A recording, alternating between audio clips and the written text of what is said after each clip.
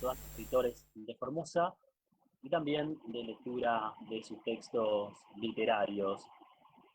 En el día de hoy contamos con la presencia de 3 escritores. Nuestro moderador el día de hoy tuvo un problema, así que no llegó. De todas maneras, contamos con nuestros escritores. Está con nosotros la escritora Adriana Helbling. Está también con nosotros Claudio Roldán y también Luz Escudero. Mientras las personas se van conectando allí con nosotros, vamos a establecer una comunicación con ellos y vamos a charlar un poquito acerca de la relación que tienen ellos con el lenguaje, el tratamiento con la palabra, y además también va a estar el turno los suyos. Buenas noches, ¿cómo les va? ¿Qué tal? Buenas noches. ¿Qué tal? Buenas noches.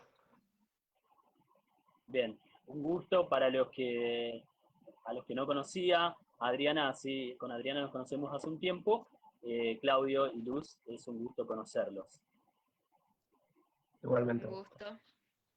Un placer que se hayan sumado aquí con nosotros. Bueno, la idea de este ciclo, como saben, es hacer público el tratamiento con el lenguaje que tienen los escritores formoseños y también dar una muestra de sus textos, los textos que mejor los definen. Además, también la idea es que Cronopio se convierta en un espacio de difusión para determinados escritores formoseños que tal vez no estén demasiado visibilizados.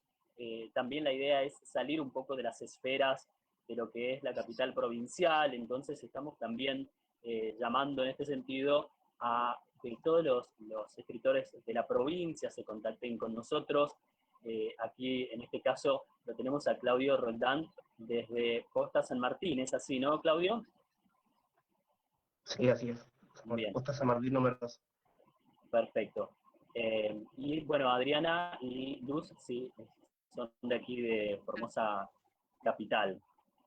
Bien, me gustaría para empezar esta charla que me comenten un poquito acerca de cómo empezó esta necesidad de escribir textos literarios en su caso. ¿Cuándo y de qué manera se dio este despertar del tratamiento con la palabra? Adriana, ¿podemos empezar?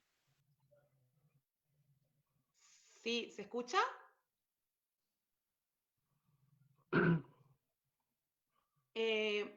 Bueno, yo creo que escribir es algo que trasciende todo y que empieza mucho antes incluso de que uno nazca.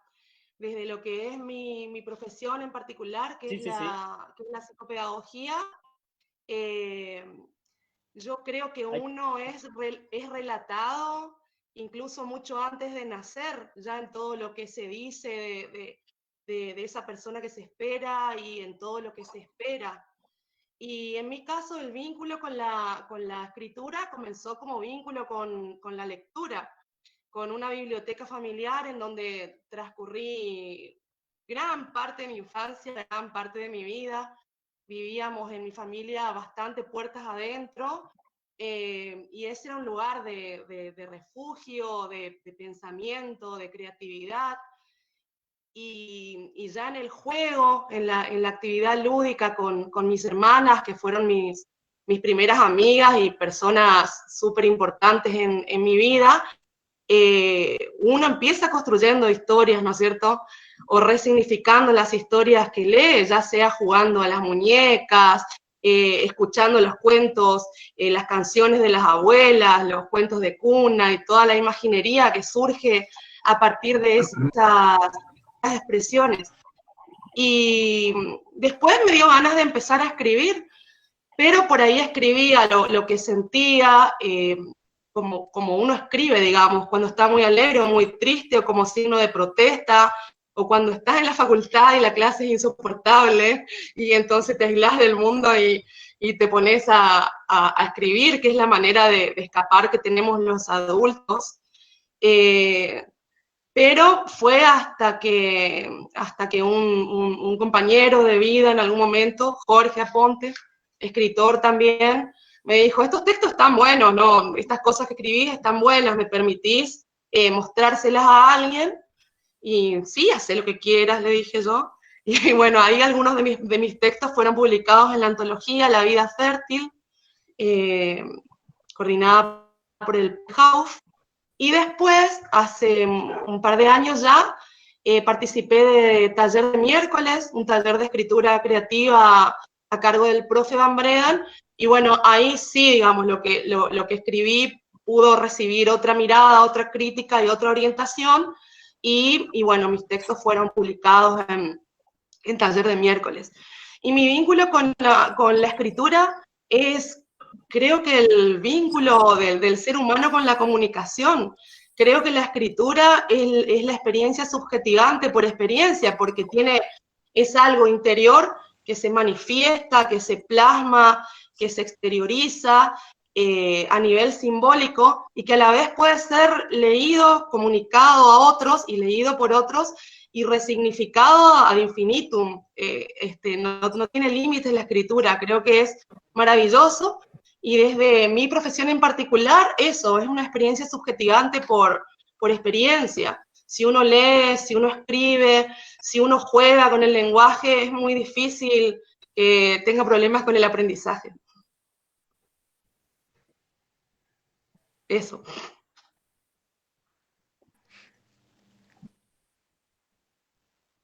Algo que destacar aquí, Adriana no es una persona que pertenece de lleno al mundo de las letras, más que nada está ligada a la enseñanza. Ella es psicopedagoga. Esto nos da la pauta de que no necesariamente uno tiene que vincularse profesionalmente con las letras para echar mano al lenguaje, digamos, ¿no? Distinto es el caso de Claudio, que sí está vinculado al profesorado de lengua y literatura. ¿Es así, Claudio? Sí, así es. Ya hace algunos años que estoy estudiando la carrera y bueno, hace cosa de unos días terminé de cursarla, así que nada, estamos ahí a un paso, la verdad. Pero bueno, mi vinculación con la literatura prácticamente empezó desde mucho tiempo antes, desde niño, digamos. A veces sin saberlo, eh, sentía cierta atracción, ¿no? Por cuentos, por diferentes narraciones, eh, de la mano de mis padres, más de mi mamá, que era la que me incentivaba a la lectura. Jugaba conmigo y con mis hermanos a lectura, a saber quién leía mejor y esas cosas, y bueno, yo creo que esos fueron mis primeros pasos, digamos, mi acercamiento, digamos, de algún modo a lo que es la literatura. Pero en lo que es la escritura en sí, llegó un poquito después, de una forma, diría, casi intrusa, porque empecé escribiendo canciones. Con un amigo nos juntábamos, creo que tenía 8 o 9 años, y queríamos escribir canciones. Empecé por ahí. Y bueno, se fue transformando de a poco y empecé a descubrir un poco también lo que es la poesía, ¿no? Investigando, buscando, de una forma un tanto autodidacta, ¿no? Y bueno, escribo desde entonces, nunca paré, digamos, y de un tiempo para acá, de unos meses para acá, digamos, recién empecé a mostrar lo que hago, lo que vengo haciendo desde hace muchos años, ¿no? También, al igual que Adriana, un amigo el que me incentivó a mostrar mis textos, que me animó un poco, me ayudó a crear un blog de lectura, una página en Facebook para mostrar también lo que me gusta hacer, lo que me apasiona hacer.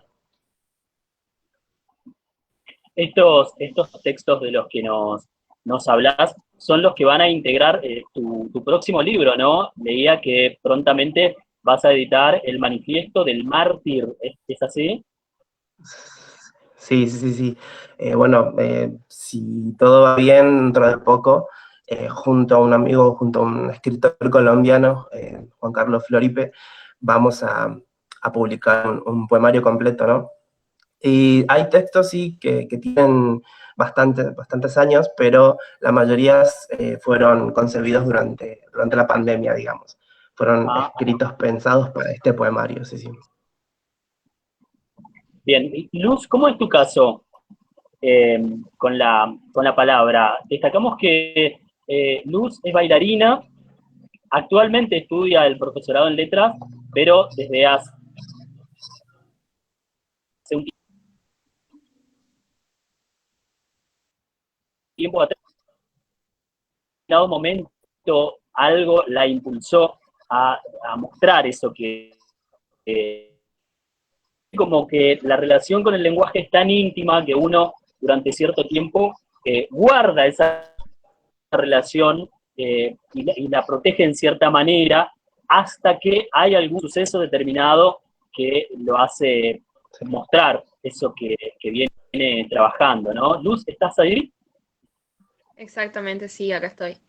Bueno, mi historia empieza más que escritora o lectora o bailarina, empieza desde la palabra artista, porque es eso, es el arte lo que trasciende toda mi vida y encontré varias maneras de poder expresarlo y expresar todo lo que siento, lo que pienso, lo que opino a partir del movimiento o de las palabras. Y nunca fue intencional escribir, fue una necesidad. Cuando yo empecé a escribir mi nombre, a aprender a escribir, me di cuenta que era una manera no solamente de dejar una huella, sino de entender lo que nos atormenta en la cabeza. Porque muchas veces yo tengo muchas actividades porque me gusta hacer varias cosas a la vez y cuando escribo veo más claras las cosas. Cuando mi mamá me regaló, cuando tenía 6 años, una agenda, yo vi la oportunidad de escribir no solamente lo que me pasaba en el día, sino las cosas que me despertaban la reflexión. Pero nunca pensé que alguien me leería, nunca pensé que tendría ese honor.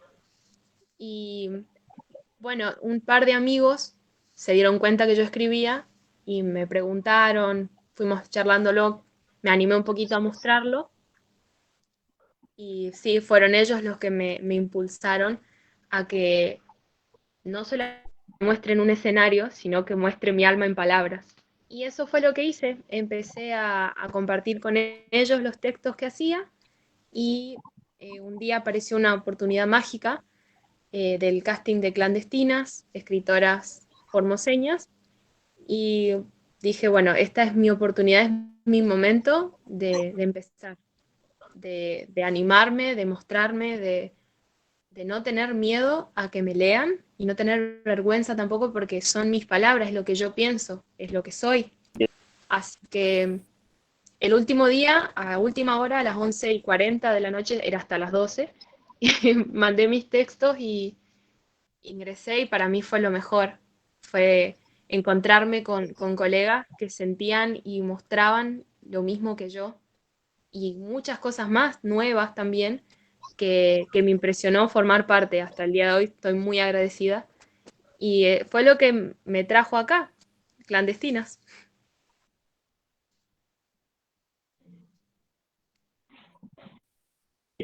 Por ese colectivo literario a mostrar ¿sí? La literatura formoseña escrita exclusivamente por mujeres, ¿no? Un saludo de paso a todas las clandestinas. Siempre en cada domingo, en cada encuentro, tenemos a una clandestina presente aquí. Así que es un placer. Adrián Manera,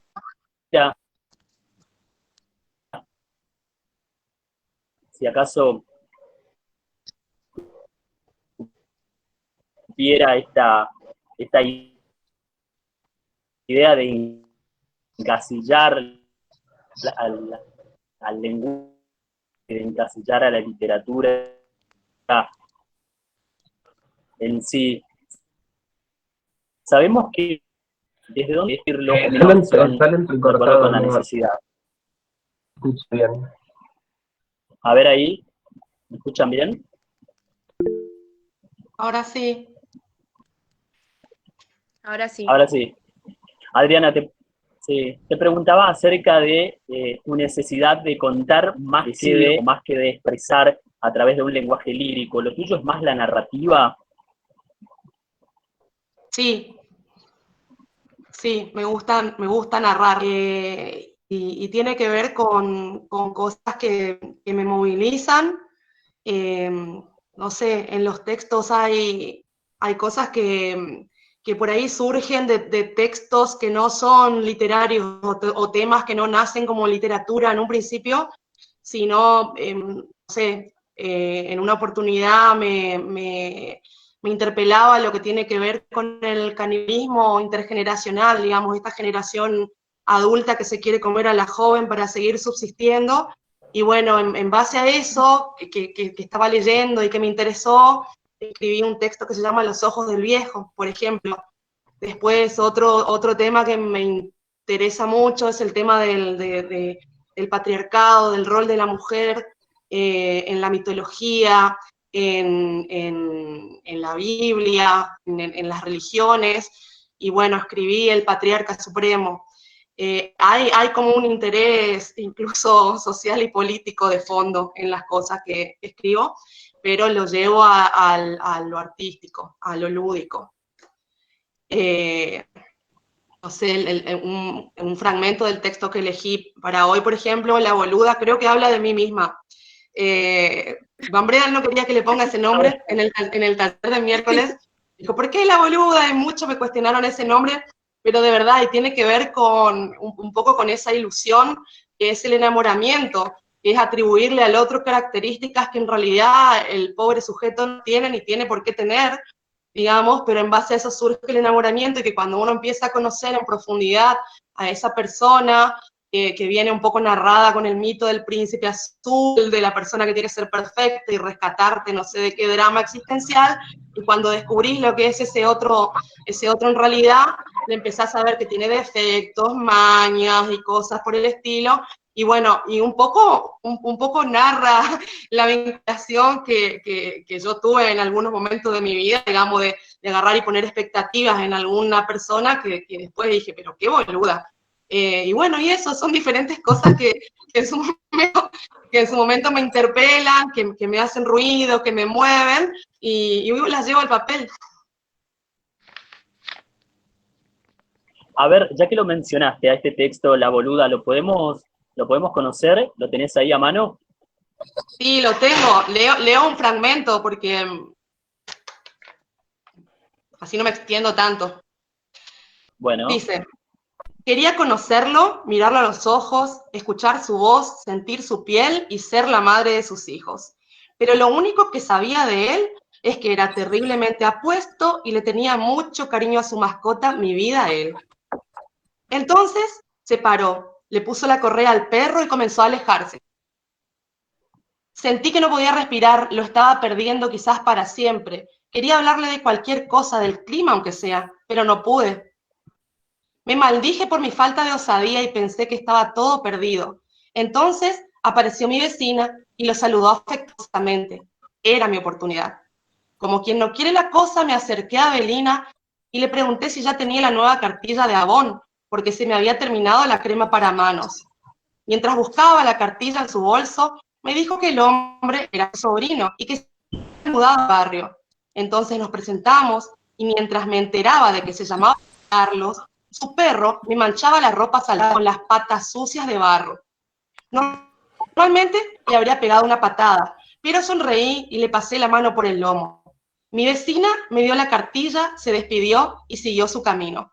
Carlos empezó la conversación contándome que venía del interior, que había surgido una buena posibilidad de trabajo y desde hacía una semana estaba viviendo en la casa de al lado de doña Carmencha. Yo lo escuchaba atenta y lo miraba. Tenía los ojos negros más profundos que había visto. Era todo bello. Su nariz, su sonrisa, su pelo. Entonces, algo que asomaba del hueco de su oreja derecha. Una protuberancia oscura con 3 pelos como púas. Pensé en lo desubicado que resultaba ese lunar peludo en un ser tan perfecto. Volví a mirar sus ojos y sus pestañas espesas y curvadas, pero mis ojos volvieron a enfocarse en el lunar de su oreja, que ahora parecía más grande. No podía dejar de mirarlo. En su superficie, alrededor de los 3 pelos, se veían poros dilatados y profundos. Carlos seguía hablando. Me contaba algo de su pueblo y de cómo vino a parar al barrio, pero yo no podía prestar atención a lo que estaba diciendo. De los poros del lunar comenzaron a emerger más y más pelos, y el lunar ya no estaba confinado al hueco de su oreja, sino que se extendía al lóbulo y parte de la mejilla. Miré al perro, solo al perro tratando de olvidar mi asqueroso hallazgo. De pronto, volví a levantar la mirada como si algo dominara mi voluntad, y creo que él pudo darse cuenta de mi espanto, porque desde entonces, desde adentro del gran lunar poblado de pelos puntiagudos, se escuchó su voz, que me preguntaba si me pasaba algo. Ya no podían verse sus ojos, ni su boca, ni nada de lo que antes fue su rostro. Quise alejarme, pero un apéndice del lunar que brotaba de donde antes estaba su mano izquierda me tomó del brazo. Sentí una fuerte opresión en los pulmones y casi sin aire y cerrando los ojos, le dije que me tenía que ir. Me solté y salí corriendo como loca sin parar y sin mirar atrás. Lo único que alcanzaba a escuchar era una voz pesada y pastosa que salía de adentro de la aberración que antes había sido Carlos. Entonces choqué contra un cuerpo firme y tibio que detuvo mi huida. Sentí unos brazos que me rodeaban con firmeza y una voz salvadora que me decía que me tranquilice. Levanté la mirada y lo vi. Su imagen parecía salida de un cuento de príncipes y princesas. Era un ser infinitamente bello y supe enseguida que estábamos predestinados a estar juntos.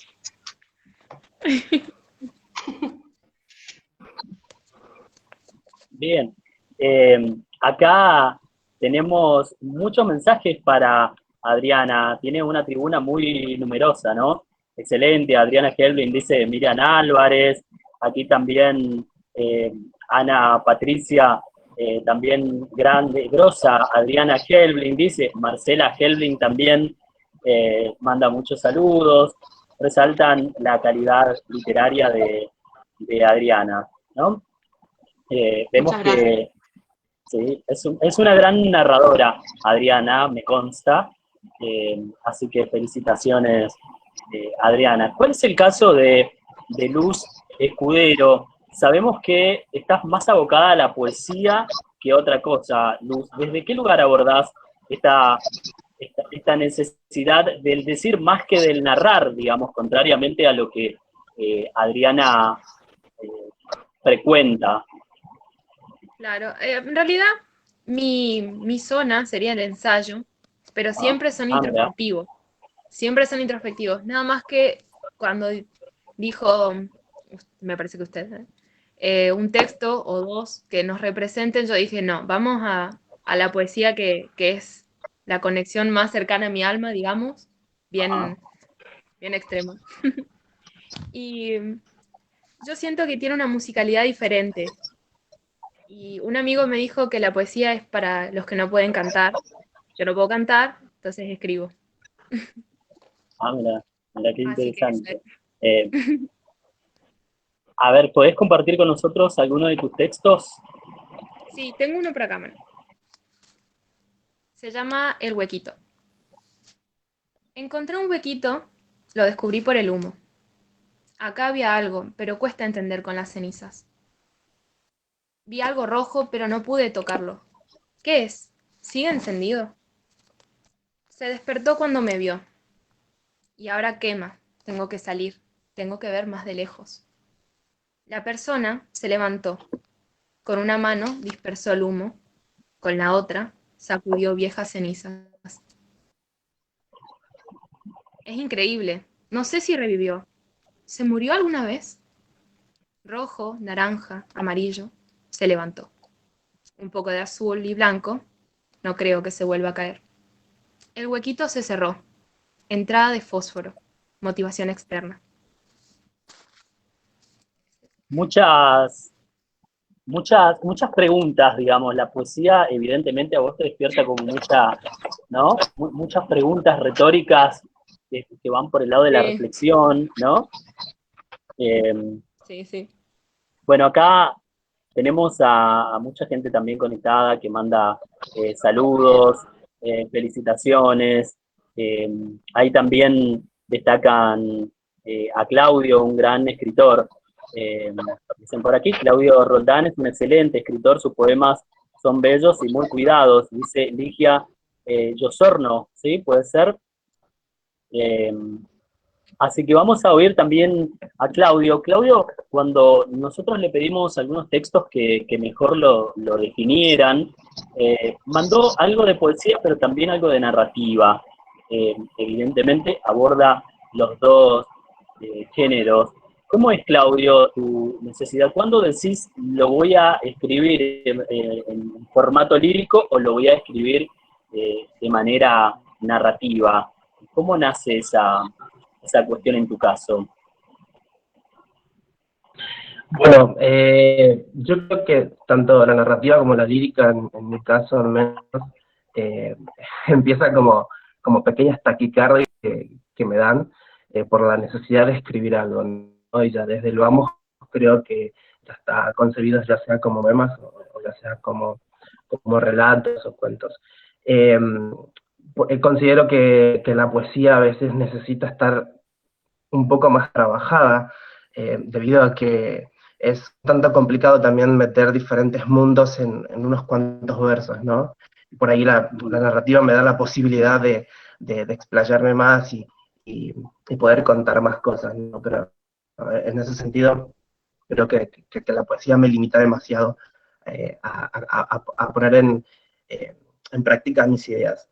Y me gustan ambos géneros, no me tiro por ninguno, pero últimamente sí estuve escribiendo poesía, que como comentaste fue para el libro que tengo pensado sacar dentro de poco. Y también traje unos textos para compartir con ustedes. Eh, Seleccioné más poesías. Bien. Y bueno, básicamente esta es también tratando de contar un poco lo que es para mí la poesía. Dice así, todo es poesía.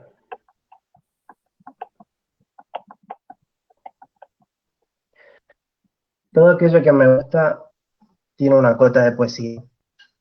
La música, las palabras, el invierno, la noche, los bares. Ellos esconden mucho más de lo que se puede percibir.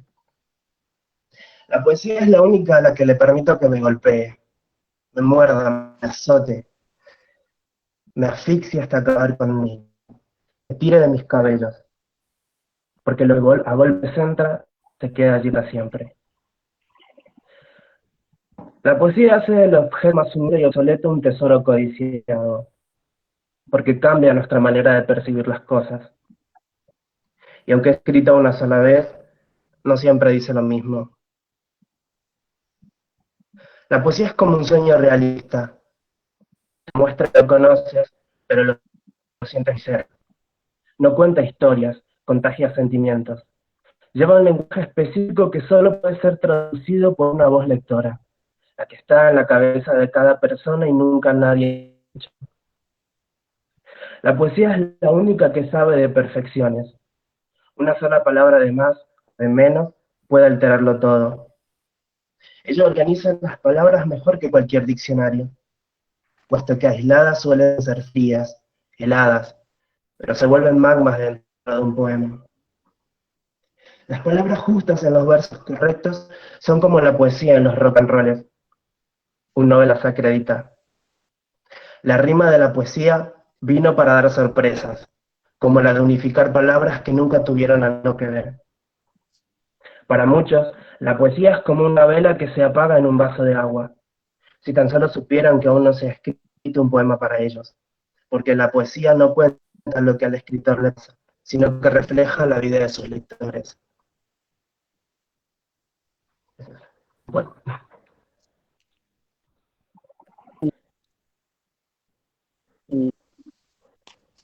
Es, es hermoso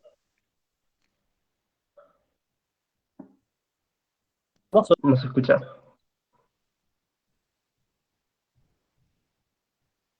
ese poema. Hola, sí. Tiene algunas imágenes y todo de un poco rehuirle, porque en cierta medida es también ese proceso con el lenguaje que nos termina desnudando en cierta manera, ¿no? Esta idea del magma y justamente las palabras aisladas, que son una cosa, pero se vuelven magma después, si es que uno las logra reunir, ¿no? Sí, Solés ser en cierto sentido, solés ser muy exigente con los textos, en tu caso, ¿te exigís mucha corrección y demás? ¿Perdón, es a mí? Sí, te preguntaba si solés corregir mucho tus textos o directamente vienen así como salen, así quedan, digamos. Sí, generalmente presto mucha atención a cuando edito, más que nada en la poesía.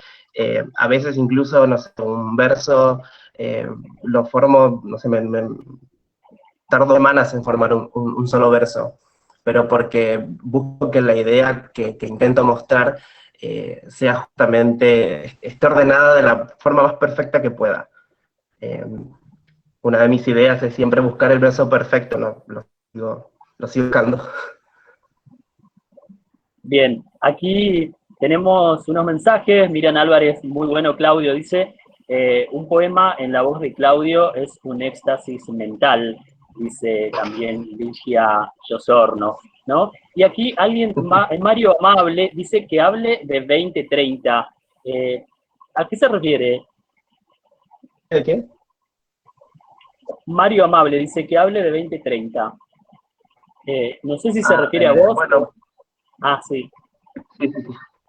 Sí, 2030 es un poema que va a estar dentro de lo que es el Manifiesto del Mártir, y es un poema que se publicó hace poco en un canal de YouTube y también en una página de Facebook, en conjunto con un grupo de escritores de diferentes países, en el que, o sea, encaramos un proyecto, y bueno, nada, ese fue uno de los poemas seleccionados para dar a conocer, digamos, en el grupo, junto con otros textos, claro, de los otros escritores. Bien. Sí. Si lo tenés por Ahora ahí. no lo tengo acá a la mano, Ahora, sí. Lo busco, no lo tengo acá a mano, vamos a pero tener lo que busco. comprar el. Bueno, mientras tanto le preguntamos a Adriana. ¿Estás por ahí, Adriana? Acá. Bien. Sabemos también tu actividad vinculada a la educación, desde la psicopedagogía y demás, también está vinculada a la biblioteca Renebot, ¿no? Tenés allí Sí. muchos chicos que asisten, sé que estás permanentemente en contacto con ellos, inculcándoles también la lectura, las historias y demás. ¿Cómo es esta relación con los chicos, con los niños y adolescentes que me consta van allí a la Renebot? ¿Cómo es la relación con el lenguaje? ¿Tienen esa inquietud permanente con las historias y demás? ¿Qué anécdotas ricas podés sacar desde allí? Sí, por supuesto, 1000 anécdotas.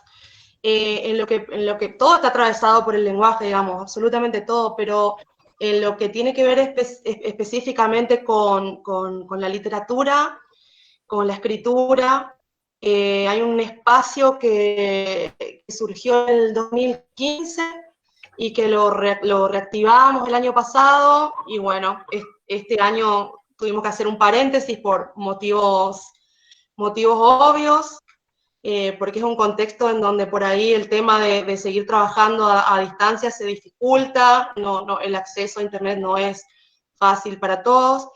Bueno, el espacio se llama Palabrerío, vos lo conocés porque estuviste invitado y a veces también cubriendo el espacio.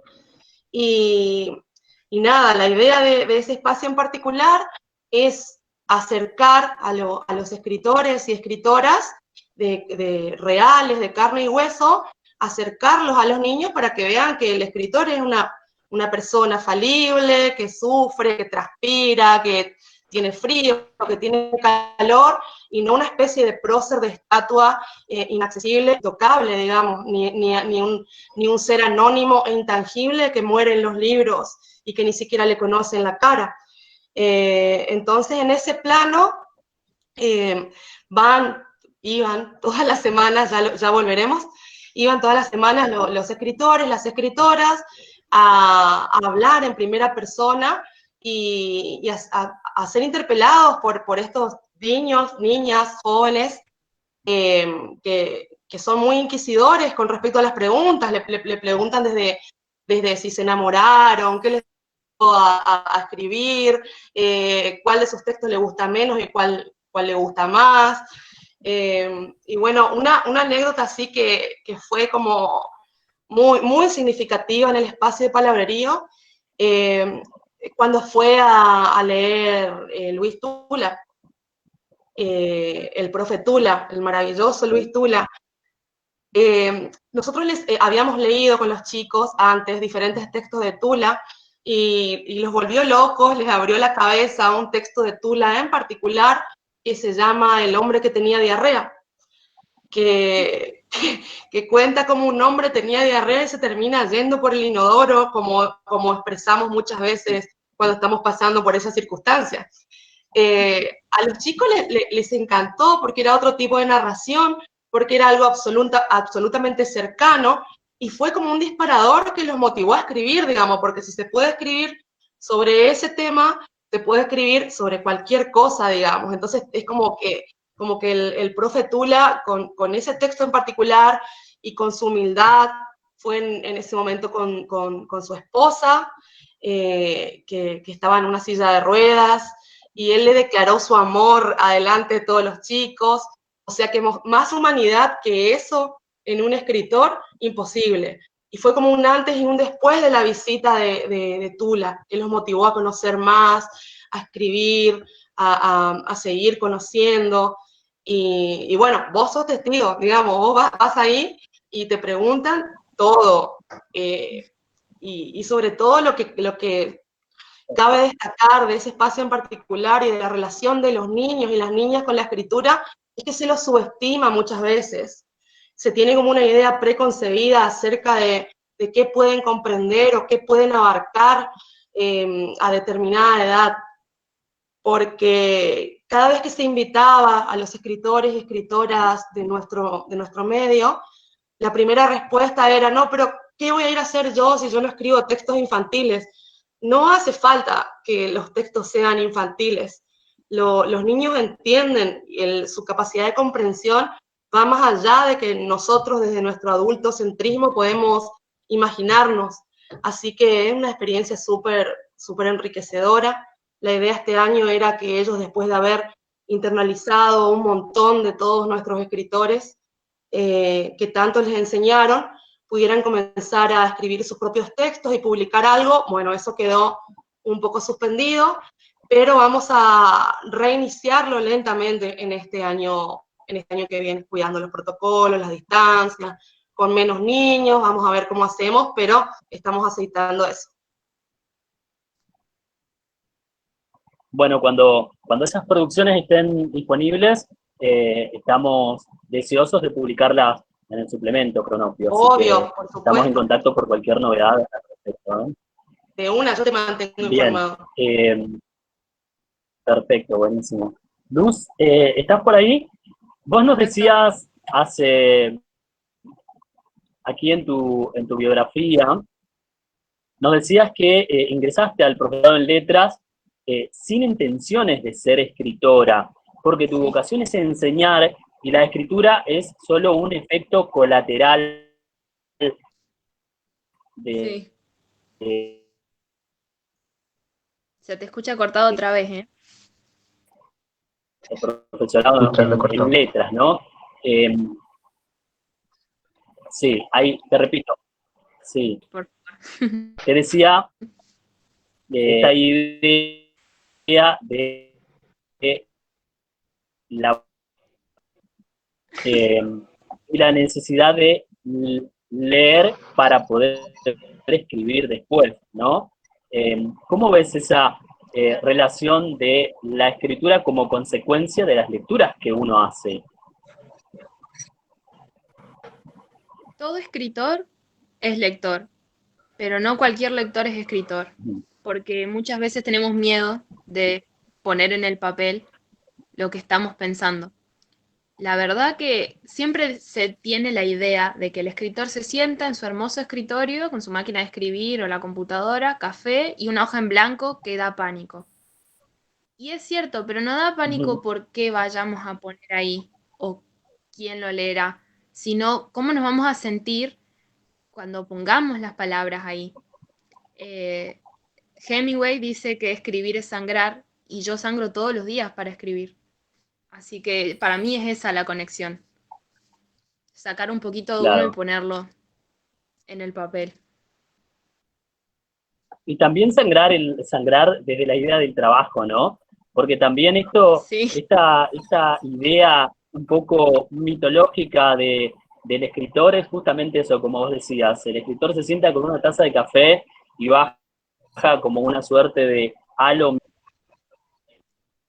vienen las musas y pasa una y se sesión inspira de y hipnotismo y después ya pasa el todo. poema sale. Y sin embargo, son horas y horas de trabajar, manejo. Sí, sí, yo al Sí. contrario de Claudio, que a mí me encantaría ser como Claudio, no puedo, Ajá.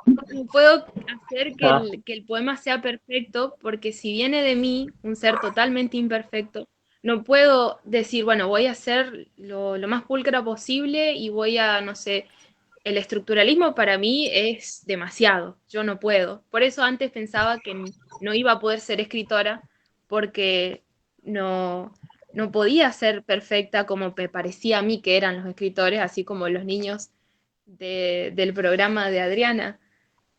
Yo los tenía muy arriba y cuando entré a Claro. letras, yo ahora estoy en tercero, cuando entré en el 2018 dije, voy a entrar con la cabeza abajo, una mano delante y una atrás porque yo vengo a aprender a enseñar el amor a los libros y a la lengua que yo tengo. Nunca apunté a decir voy a escribir un libro y voy a aprender todo lo de redacción posible para... Nunca, nunca lo vi de esa manera hasta este año. Claro. Aquí la gente pide que Claudio lea algo. Claudio, nos estás debiendo un poema ahí, ¿no? Del que nos hablaste hoy. Sí, sí, ¿Encontraste por ahí? lo tengo. Bien, a Lo ver, tengo. vamos a compartirlo. Bueno, acá me voy a poner un poco más romántico. Como dije, bueno, este es un poema que fue escrito especialmente para este libro que se va a publicar. Se llama 2030. El último recuerdo que tengo de vos tiene de muerte apenas unas pocas horas. Estabas hermosa, tan bella, vestida tan solo con un poco de viento. Nadie hubiera imaginado jamás la justa armonía y la suavidad penetrante con la que entraste por mis puertas. Debí haber prohibido a mis ojos aquella imagen desnuda, burda. Pero ¿cómo es posible devolver la tinta de algo que ya has escrito? ¿Por qué debo sentir este peso en mis hombros? Si yo lo que quiero es abrir los brazos para enredarme en los tuyos, como dos piezas de rompecabezas que encajan perfectamente, a la misma altura, en el mismo trazo, en la misma cuerda, con dos corazones aumentados golpeando desde adentro, con la misma intensidad, al mismo ritmo y con la misma vehemencia. Momentos he creído que la forma en la que me mirabas era cómplice de los malditos delirios, de la emoción que se ocultaba debajo de mi ropa. Pero quisimos libertades, soledades resignadas, aun cuando una parte de mí no estaba lista para tal independencia. No me gusta tu verdad, ni mi lado frío de la cama. Tienes los labios más bonitos y más calientes de todo el mundo. Quisiera quedarme en ellos acurrucados hasta pasar el invierno y el otoño, pero alguien más te besa, te asalta, te toma por las noches y te roba las caricias, esas que reservaste el día solo para mis manos, y gastas más saliva y más gemidos que mis oídos no podrán robar el aliento. Y todo sudor que se suponía debía extraviarlo esta noche en mi pecho. Bueno, muy bien. Hay que decir, confieso, digamos que cuando yo lo conocí a Claudio por las redes sociales. Primero me llamó la atención ese aplomo que tiene a la hora de leer sus textos, ¿no? De hecho, estaba leyendo un texto ajeno en un video y recuerdo que lo comenté y me llamó la atención. Después supe que era de Formosa y después lo contacté para participar de este ciclo. No lo conocía a él, tampoco conocía sus textos, así que ha sido un gusto también conocer los textos de Claudio porque me gustaron mucho. Así que es un placer que te hayas sumado, Claudio, con nosotros. Muchas gracias, muchas gracias. Gracias a vos por el espacio, prácticamente. No, un placer. Luz, ¿estás por ahí? Aquí. Nos quedamos con ganas también de algún texto tuyo que puedas compartir ahí con nosotros. Bueno, voy a buscar. Tengo acá, creo. Porque me gusta más tenerlo con mi letra que con letra de la computadora.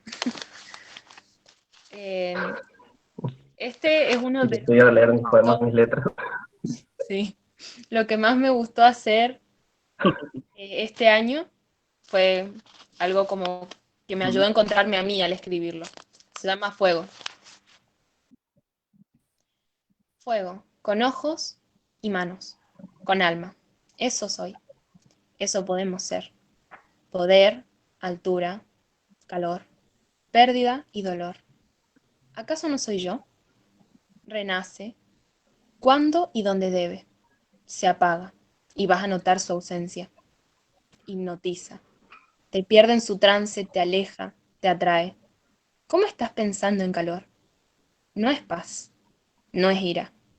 Es lo que siente. Soy como siento. Lo consume todo. A nada deja como antes. Déjame mostrarte. Da miedo, pero da abrigo. Despídete de tu frío. Dile adiós, por favor. Porque yo te daré el calor hasta que me apagues, hasta que no me quieras. Ese es. Muy bueno. Volvemos a encontrar allí las preguntas retóricas, ¿viste? De las que te hablaba hoy, Sí. permanentemente. Hay mucho cuestionamiento ahí en tu poema, hermoso. Adriana, ¿estás por ahí? Gracias. Estoy. Bueno, ¿nos compartís otro fragmento de tus textos? Así ya vamos cerrando este encuentro. Bueno, el texto se llama El curandero de pájaros y está inspirado en un amigo poeta que subía sus fotos de perfil, siempre fotos con pájaros. Yo le pregunté cuál era la onda de los pájaros, y me dijo que tenía una sobrina que le llevaba pájaros para que los cure, qué sé yo, y estamos hablando de Héctor Washington, sería el poeta en cuestión, les cuento a Claudio y a Luz. Así que, bueno, El curandero de Creo que pájaros. escuché ese título. No recuerdo haberlo leído, pero creo que lo escuché por ahí, lo vi por ahí. Ah, bueno. Con un hisopo embebido en alcohol, limpiaba la sangre del cuerpo pequeño y piojento de un pájaro herido. Los ojitos vidriosos lo miraban aterrorizados mientras un sonido angustiado salía del pico torcido por el golpe. No recordaba exactamente en qué momento había comenzado todo, pero sí las circunstancias que lo habían llevado a ese estado de cosas. Era una tarde de esas en que la tierra se pega a la transpiración del cuerpo y hay que poner atención hasta para desempeñar las tareas diarias más sencillas, pues el ánimo se pone denso y aún lo cotidiano se hace difícil. Mientras me arrastre tu ausencia, alcanzó a escribir en esa hoja famélica, cuando Martita interrumpió como una oleada de viento norte con los ojos enrojecidos y un pitohue moribundo entre las manos. Le suplicó que lo cure y lo dejó arriba de la hoja que quería hacer poesía, manchando los renglones vacíos con heces blanquecinas en un descuido que solo a ella podía perdonarle. Supo enseguida que no había mucho por hacer por el pobre Vic, pero aún así lo frotó con los dedos bajo el calor de la lámpara de escritorio para tratar de apaciguar la furia contenida en el cuerpo de la sobrina. Entonces, de reojo miró nuevamente la hoja y supo exactamente las palabras que seguían. Impaciente por seguir con sus cosas, tomó una decisión para ahorrar tiempo y seguir escribiendo. Despachó a su sobrina del salón, dándole alguna esperanza, y ni bien cerró la puerta, con un movimiento rápido y disimulado, rompió el cuello del pito bue maltrecho para sacarlo de su agonía. Sabía bien que probablemente estaría rompiendo también un poco el pequeño corazón de Martita, pero la experiencia le había enseñado que nadie muere por un corazón roto. Hasta ahí. Qué hermosa capacidad tiene Adriana de entrar en los detalles. Es como que uno entra a la lectura de los textos de Adriana y es como si estuviera allí, digamos. Tiene una capacidad para describir los escenarios maravillosa. Así que muchas gracias, Adriana, también Gracias. por tu texto y por tu fragmento, mejor dicho, ¿no? Gracias. Bueno, les agradezco mucho la presencia al haberse sumado aquí a este encuentro. Siguen llegando por allí algunos mensajes. Belleza 2030 dice de el manifiesto del mártir, de Claudio, vamos a estar atentos aquí, así que también vamos a estar pendientes de la presentación de ese libro para también publicarlo y trabajarlo periodísticamente en las páginas de Cronopio. Así que ya te comprometemos a eso, ¿no? Así que va a ser un placer. Encantadísimo para hacer. Bueno, les agradecemos a todas las personas que estuvieron conectadas con nosotros en este tercer encuentro de Entre Cronopios. Muchas gracias, Adriana, por haberte sumado, Claudio también y Luz. Ha sido un placer contar con ustedes en esta charla. Y bueno, lamentablemente Hugo Terán, que estaba citado para moderar esta charla, no pudo estar presente por algún problema de internet o algo por el estilo, así que no va a faltar. Saludos al profe Hugo Terán, que bueno, en cualquier momento lo vamos a convocar de nuevo, ¿no? Muchas gracias, vos.